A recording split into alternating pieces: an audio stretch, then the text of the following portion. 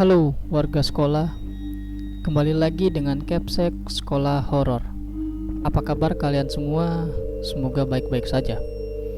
Di kelas sekolah horor kali ini akan menceritakan cerita terakhir atau bagian terakhir dari cerita Jangan Sembarangan. Cerita ini bersumber dari akun Twitter @uwa_cn24. Di bagian terakhir ini menceritakan bagaimana Uwa dan rombongan mengalami masa-masa sulit ketika mereka melakukan syuting di gunung, hingga akhirnya mereka bisa pulang dengan selamat. Sebelum kalian mendengarkan cerita ini, Capsek akan berterima kasih untuk like, share, dan komen kalian di video ini. Lanjut saja, selamat mendengarkan.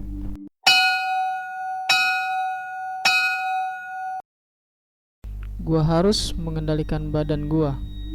Gua harus tenang dan gak boleh panik. Rombongan ketiga pun juga belum muncul. Setelah beberapa lama, gua ingat kalau di sini itu ada jalur alternatif. Tapi gua masih gak berani buat nengok kanan ataupun kiri. Dan gua tetap berdoa dan seraya meminta maaf.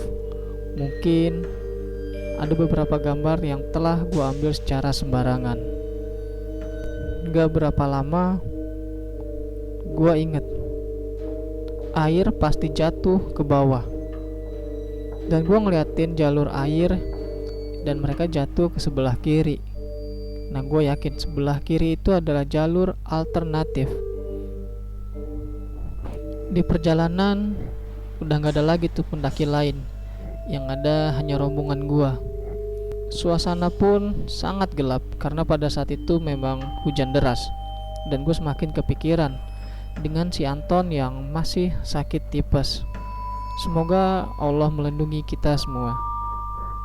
Dari kejauhan sudah terdengar suara-suara yang memang betul suara manusia. Ramai dan sudah terlihat betul lampu-lampu yang menyala. Dan pas kita melangkahkan kaki, tiba-tiba teman gua yang bernama Kiki teriak dengan sekencang-kencangnya lalu pingsan. Tapi untungnya bisa ditangkap sebelum jatuh oleh Rickson. Namun kemanikan pun dimulai. Rasa takut gua pun semakin menjadi.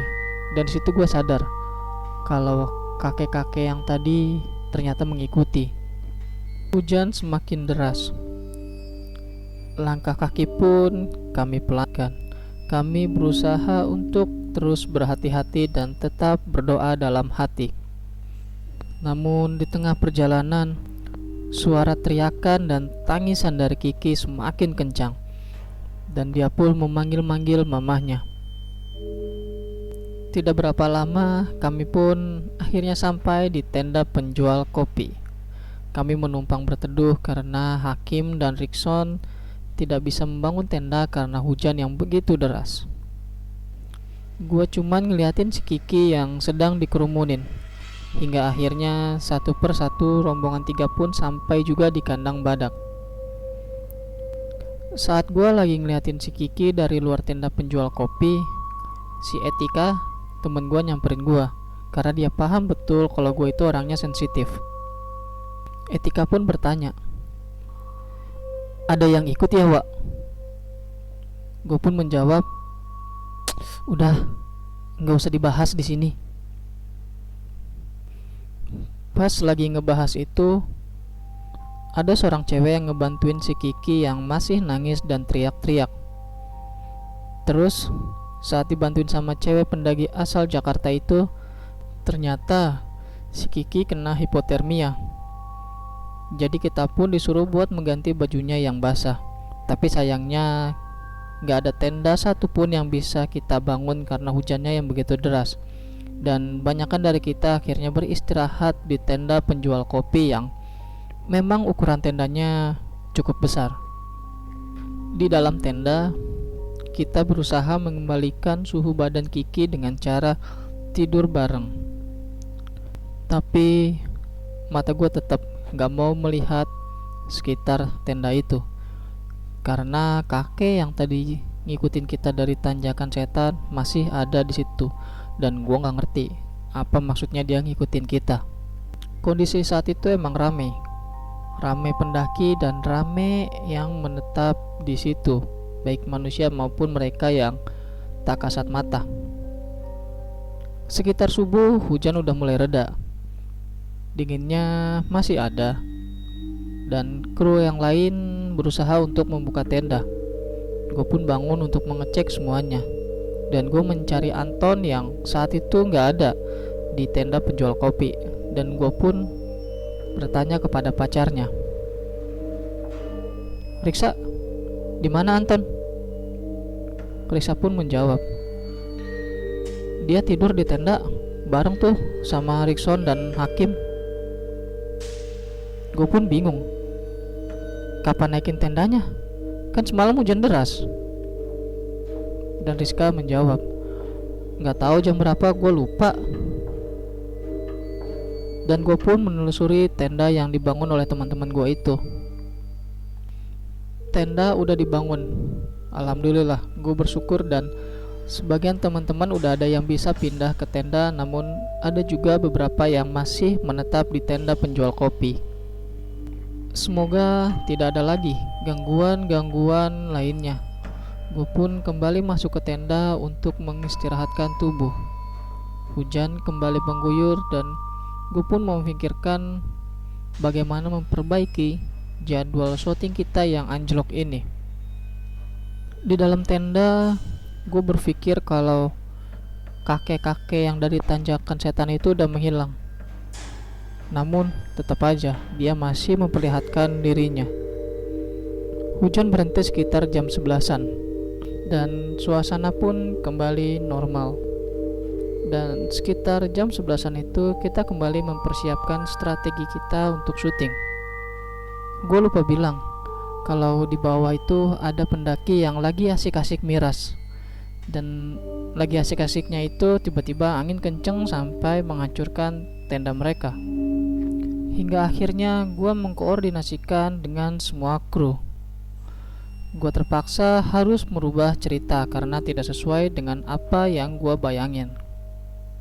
Gue banyak minta solusi ke Pak Coki buat ubah jalur cerita, dan Pak Coki pun mengiyakan. Semakin siang, kondisi kandang badak semakin ramai. Gue diam untuk melihatin suasana, dan alhamdulillah pada saat itu mata gue sudah normal. Maksudnya penampakan kakek tua itu udah gak ada lagi di pandangan gue. Kami pun bersiap-siap buat turun kembali untuk melanjutkan perjalanan dan kembali ambil gambar di Curug Ciberem. Kami merapikan semua peralatan, membongkar tenda, dan hingga selesai kami lanjut jalan lagi. Dalam hati gue tetap berdoa agar semuanya tetap baik-baik saja dan tidak ada lagi hal-hal yang aneh yang akan terjadi. Dan alhamdulillah kondisi Kiki pun sudah semakin sehat. Semoga tidak ada lagi yang sakit, karena yang kena hipotermia itu halusinasinya tinggi, bahkan sampai jerit-jerit. Kalau bahasa medisnya karena sakit yang dingin dan kayak ditusuk-tusuk gitu badannya. Gue tahu karena gue juga pernah merasakan. Cuaca pas kita turun tuh mendukung banget, langitnya biru. Dan gue terus berusaha buat bisa senormal mungkin. Capek yang gue rasain juga bukan sebenarnya karena capek ke fisik, tapi karena capek untuk melawan energi-energi dari makhluk astral yang ngedeketin gue, yang benar-benar ngurus tenaga banget. Setidaknya badan gue lagi sehat, jadi tuh makhluk astralnya pada gak masuk ke badan. Karena kalau badan gue lagi gak sehat, ampun dah, repot banget. Sesampai di pos yang mau ke arah Curug Berem itu, kita semua buka tenda lagi. Dan karena jadwal yang anjlok, jadi kita terpaksa harus menginap lagi. Dan di setiap pos itu pasti ada aja makhluk astral yang menjaga. Ada yang berupa cewek, tinggi besar, hewan, pokoknya rupa-rupa. Dan gue sebelum tidur gue selalu minum obat tidur, karena kalau nggak gitu bisa repot guanya. Paginya kita ambil gambar di curug. Setelah itu makan siang dan kita kembali lagi ke pos untuk merapikan tenda dan barang-barang. Gue duduk sambil ngeliatin orang-orang yang mau naik ke puncak, mau ke curug juga. Lagi asik duduk sambil ngopi, anginnya tiba-tiba kencang dan lagi membuat semuanya takut. Dan kondisi pun lagi rame-ramenya. Ada pengunjung yang langsung lari dan ada juga yang teriak-teriak sambil menyebut nama Allah. Itu kejadian cepet banget, gak nyampe 5 menit. Setelah kejadian angin itu, ada pendaki yang digendong sama petugas. Dia dibawa ke pos akhir. Gak cuma itu, ternyata banyak juga yang ditandu untuk ke pos, ada juga yang digendong. Dan gue dengar kata pendaki yang baru turun, kalau di atas itu badainya parah, sama hujannya itu yang bikin takut, dan banyak yang gak kuat. Alhamdulillah, gue sama yang lain sekarang udah pada turun, dan gak kebayang kalau gue masih egois mau ambil gambar di atas, pasti banyak kejadian yang gak mau gue bayangkan. Setelah beres, semuanya kita bismillah dan ambil gambar di pos terakhir. Setelah itu akhirnya kita bisa pulang dengan selamat. Pelajaran yang gue ambil dari proses syuting ini adalah kalau ambil foto itu jangan sembarangan, gak boleh asal ambil dan asal foto. Pokoknya ya kita izin-izin dulu. Dan tentunya perbanyak berdoa dan mengingat Allah, saling jaga dan saling bantu di kondisi yang sulit. Sekian dari gua, terima kasih.